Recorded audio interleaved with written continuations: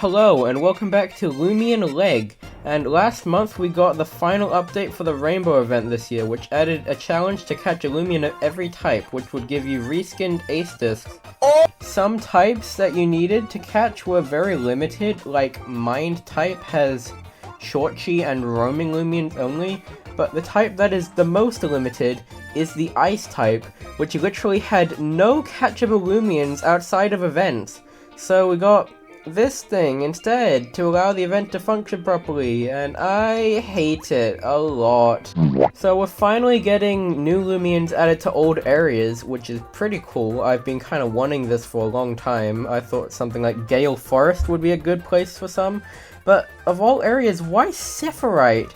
We already had 8 robot Lumion lines designed by Polar Corp there, 9 if you include Samarine, which isn't even on the Sephirite area.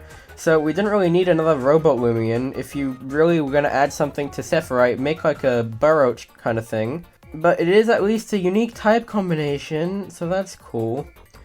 It also doesn't fit in with the rest of the Polar Corp designs either, even being like sleek and modern, or like a very large, bulky robot that's made to do construction tasks or bully people in battle.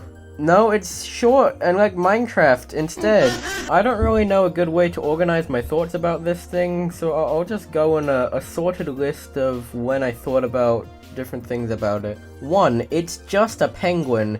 There are no other penguin Lumions in Roria for them to be based on, so how did they end up making this? 2. Route 9, the Snow and Ice route, which is the next area in the story after Arenata Trench, would be the perfect place to put like a regular penguin Lumion, but instead we got this, and the devs never really make a Lumion based on the same animal twice unless it's a very generic thing like rabbit, dog, or cat, and even then all of them are pretty different, and this is just normal penguin and robot penguin. That's not very different at all, so rest in rip chances of getting a cool penguin Lumion. We waited for 4 years in Jolly Village and we got this.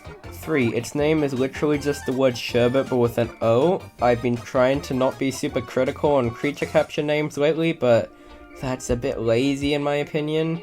Also, it's named after Sherbot, but the Lumipedia says it spits out soft serve ice cream, I think?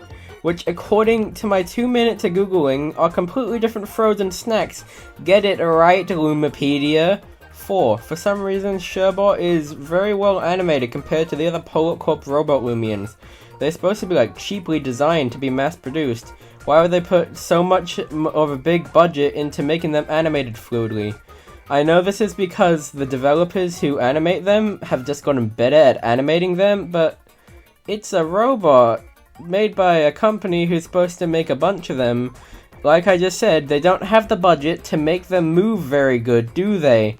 5. For some reason, it doesn't get peppermint breath, but instead gets splitting a headache? I don't... Why? 6. It's a single-stage Lumion. Being a single-stage Lumion isn't bad at all. We don't get too many besides the roamings after all, but it makes it feel like something like this happened in the development room. I can't wait for this new update to go out where you have to catch a Lumion of every type. Wait, there's no ice types in the wild! Oh no! Couldn't we just make that snow weather that everyone wants and put snow in the wild? There's no time! Just make something new!